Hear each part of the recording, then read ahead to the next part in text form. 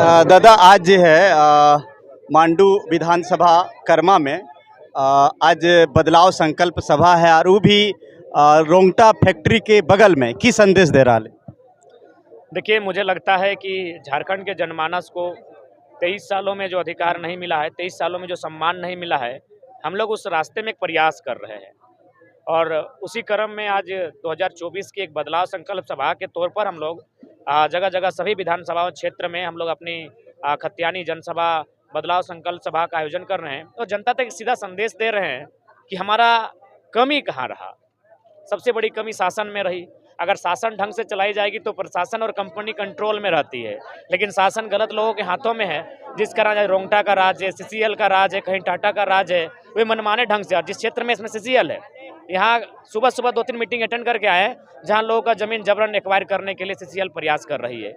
मुआवजा नहीं, रोजगार नहीं, विस्थापित नहीं, और लगातार धूल कण उपहार में देते हुए उनको गाँव से मैंने निकालने की तैयारी कर रही है। तो मुझे लगता है उसके लिए हमें एक बार लीगली, एक बार हमें संवैधानिक तौर पे एक तैयारी करनी चाहिए। उन जगहों पर जाना चाहिए जहां से शासन के माध्यम से प्रशासन कंट्रोल रहे और जो भी कंपनियां हैं, मैनेजमेंट है, वो कंट्रोल में रहे। तो उसी के लिए लगातार हम लोग अपना प्रयास जारी रखते हैं। दादा देखिए, धरती से पहली बार नारी शक्ति ने नेतृत्व किया आज की जनसभा। हम तो शुरू से कहे हैं कि नारी शक्ति अगर नेतृत्व करेगी तो क्या होगा कि जो हमारे खिलाफ जो साजिशें हो रही हैं वो थोड़ा कम होंगी। नारी से टकराने की साहस शासन प्रशासन में नहीं है। एक नारी से टकराने की साहस माफियाओं में, दबंगों में नहीं है। तो इसलिए नारी शक्ति की अगुवाई सराहनीय रही। और ये उत्तरी चौड़नागपुर में पहली बार रहा कि किसी जनसभा की अगुवाई, अध्यक्षता किसी नारी ने किया है। किसी नारी की अगुवाई, किसी नारी के दल ने अगुवाई किया है। इसमें बूढ़ा खाप और कर्मा की दीदियों का बहुत बड़ा रोल रहा। उनको धन्यवाद। बूढ़ा खाप में बात किया जाए तो बूढ़ा खाप का जो बड़ा बाबू है, जो गुंडागर्दी होता है, सरकार हमको लाइसेंस दिया है गुंडागर्दी करने। हाँ बिल्कुल, और अभी तक सरकार ने उनको कुछ किया नहीं। बाकायदा वीडियो वायरल हुआ, मिलियन लोगों ने देखा। उसने वे बोलते हुए पाए गए कि सरकार ने हमें लाइसेंस दिया गुंडागिरी का। तो इसीलिए मैंने कहा ना कि शासन ठीक नहीं रहेगी तो प्रशासन कंट्रोल में नहीं रहेगी, आउट ऑफ कंट्रोल रहेगी। जनता 24 में शासन को ठीक करे, प्रशासन को ठीक करने के लिए हमारे युवा तैयार रहेंगे। दादा, पार्टी का विस्तार हो गया, फिर कमेटी का भी विस्तार हो रहा है, तो अब आगे कमेटी का क्या कार्य रहेगा अपने क्षेत्र में? आगे कमेटी का कार्य रहेगा आपके गांव में जाना, उत्तम जी आपसे मिलना, आपकी अगर अर्धांगिनी है तो उनसे मिलना, हमारी जो विचारधारा है वो आप दोनों तक पहुंचाना।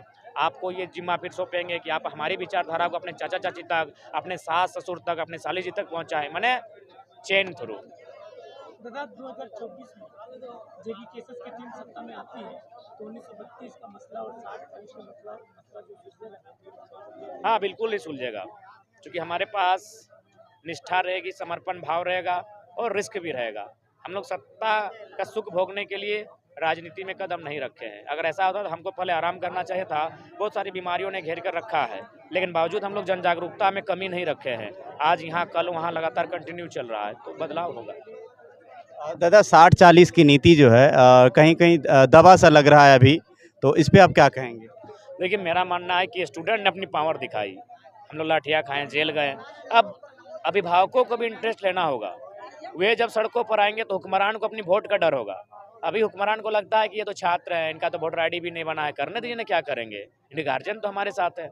अब गार्जियन को भी आना होगा, गार्जियन को भी चीज़ को समझना होगा, तब मुझे लगता है बदलाव होगा। हम लोग उसके लिए लगातार प्रयासरत हैं और आगे अब झारखंड की जनमानस को भी तय करना होगा, अपनी भूमिका का निर्वहन करना होगा। दादा, लोकसभा की बात की जाए तो लगातार आज बोल रहे थे कि कम से कम 2 सीट हमको चाहिए, तो क्या ये 2 सीट पर ही आप चुनाव लड़ेंगे? नहीं, अगर हम लोग ये कहें कि अगर 2 सीट भी मिल जाए तो जो दबंगई है, जो प्रशासन, जो प्रबंधन, कंपनी मैनेजमेंट की, माफियाओं की जो दबंगई है, उसे हम लोग कंट्रोल करेंगे।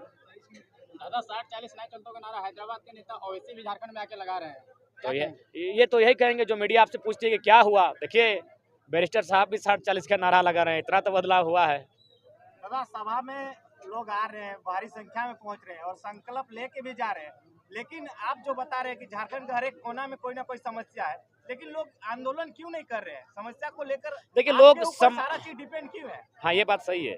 थोड़ा फुंस में भी लोग याद करते हैं, हालांकि हम लोग प्रयास भी करते हैं।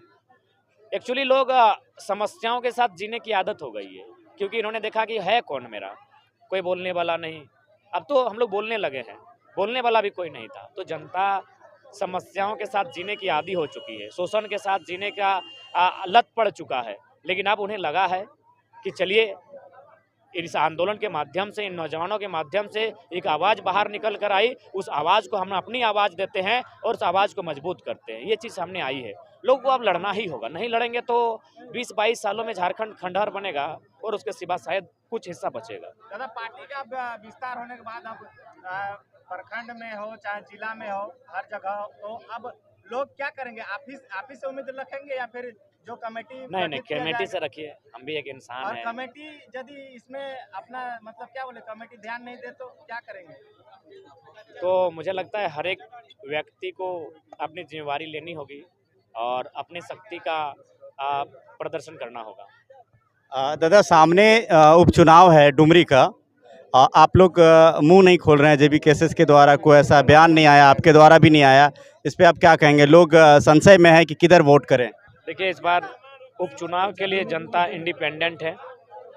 जनता जनार्दन को मेरा चरण स्पर्श, जो हमसे आयु में बड़े हैं, जो छोटे हैं, उनको आशीष मेरा।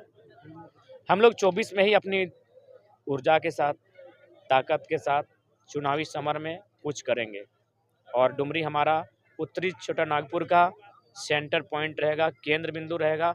इस बात को भी ध्यान रखिए। तो अभी जनता का वोट किधर जाएगा, चूंकि वो संशय में है ना? देखिए, जनता अपना निर्णय ले। हम तो चाहेंगे कि बहुत सारे लोग निर्दलीय लड़े हैं, उनके साथ चले जाए। जो लोग सत्ता में रहे हैं, जो लोग विपक्ष में रहे हैं, उन्होंने राज्य को लूटने का काम किया है या फिर उनकी मौन सहमति रही है इस राज्य की बर्बादी में, तो उनका जो बाकी जो चुनाव में प्रत्याशी हैं, उनमें जो बेहतर उनको लगता है, उनके साथ चले जाएं। दादा, एक सवाल है कि पिछले अभी जो संसद सत्र चल रहा था, इसमें देखने को मिला है कि विधायकों का, मंत्रियों का वेतनमान को बढ़ाया गया है। इस संदर्भ में आपका कोई विचार? हाँ, मेरा विचार यही है कि तब चारों पार्टियां एक हो जाती है। जब हक की बात होती है, अधिकार की बात होती है, झारखंड के नौकरी की बात होती है, तब ये ढोल नगाड़ा बजाना लगते हैं विधानसभा के परिसर में। लेकिन जैसे ही उनका पेमेंट निजी बढ़ता है, वो चारों चुपचाप हो जाती है। विपक्ष भी विरोध नहीं करती है। सब अपने फायदे के लिए कुर्सी में बैठे हैं। इन्हें कुर्सी पर निकालना बहुत आवश्यक है, नहीं तो ये कुर्सी में रह के कुर्सी में भी दीमक लगेगा और झारखंड के जनमानस के भविष्य में भी दीमक लगेगा। आपका तबीयत को लेकर जनता सुनना चाहती है, क्या बोलना चाहते हैं? मेरी आवाज़ नेचुरल है, इसीलिए हम बोल रहे हैं। बाकी मेरा शरीर काफ़ी माने बेकार हो चुका है। शरीर के बहुत सारे हिस्से मेरे डैमेज हो चुके हैं और डॉक्टर ने तो बहुत विचित्र बात कही कि 1 महीना बोलना ही नहीं है, जो कि पॉसिबल नहीं लग रहा है हमें। और क्या लगता है, आप सभा रोक देंगे? कोशिश है कि मैंने कुछ दिन का जो शेड्यूल लगातार है, उसके बाद सभा को रोकेंगे, क्योंकि हम काफ़ी अस्वस्थ फील कर रहे हैं और मैंने कभी-कभी ऐसा लगता है कि रात को सोएंगे और सुबह शायद आँख नहीं खुल पाए कभी। आपका स्वस्थ होना बहुत ज़रूरी है। हाँ, ये हम भी मानते हैं। लोगों का प्यार, छोटी-छोटी बहनों का प्यार, बूढ़ी-बूढ़ी महिलाओं, दादी, नानी लोग भी सपोर्ट कर रही है। मुझे भी लगता है हम लोग का ज़िंदा रहना और जनता के लिए लड़ना बहुत आवश्यक है और मरेंगे तो टकरा के मरेंगे, हुक्मरान से टकरा के मरेंगे, बीमारी से क्यों मरें? अगर मरना ही है तो निर्मल दा की तरह गोली खाकर मरेंगे, ताकि इस राज्य में उबाल हो। तथा डुमरी उपचुनाव में देखा जाए तो बैजनाथ आनंद आनंद जो है नामांकन करते हैं, फिर नामांकन वापस ले लेते हैं। अगर आपके पार्टी में कोई ऐसा करेगा, नामांकन करके नामांकन वापस ले लेंगे, तो वैसे लोगों पर क्या नियम बनाइएगा आप? देखिए, उसके लिए हमारा संविधान बन रहा है, वैसे लोगों को हम लोग दोबारा आने का मौका नहीं देंगे।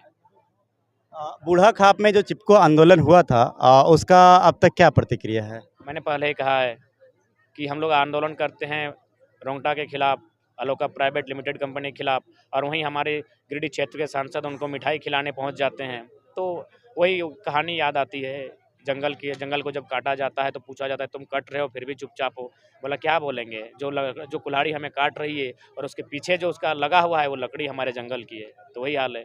जो लोग हमारे हैं, जिनको हमारे लोगों ने वोट किया, वे लोग कंपनियों के साथ जाते हैं, उनके बर्थडे में पहुंच जाते हैं, लेकिन जनता जनार्दन की सुख सुविधा कैसे हो, दुख से इन्हें बाहर कैसे निकाला जाए, उस पर चर्चा नहीं कर पाते हैं। दादा, आपने भी भाषण में कहा कि चुनाव में भाग लेना हम लोगों को रोका जा सकता है केस मुक्त में डालकर। इसमें क्या आपका? हाँ, कौन है आज के डेट में झारखंड में, कौन ऐसा लीडर है जो टाटा से लेकर बीसीसीएल से सीसीएल के खिलाफ बोल सकता है? कोई नहीं, सब चंदा में सेट हो चुके हैं। तो आसान नहीं है कि हमें दिल्ली पहुंचने के लिए रोकने का प्रयास नहीं करेंगे। कोई दिक्कत नहीं है। अगर हम लोग संवैधानिक रास्तों में जाएंगे तो थोड़ा बहुत संविधान की बात करेंगे, सम्मान करेंगे। अगर रोका गया तो ढका पत्थर गिट्टी छरी जो मिलेगा दे के अन्यायकारियों को दे मारेंगे।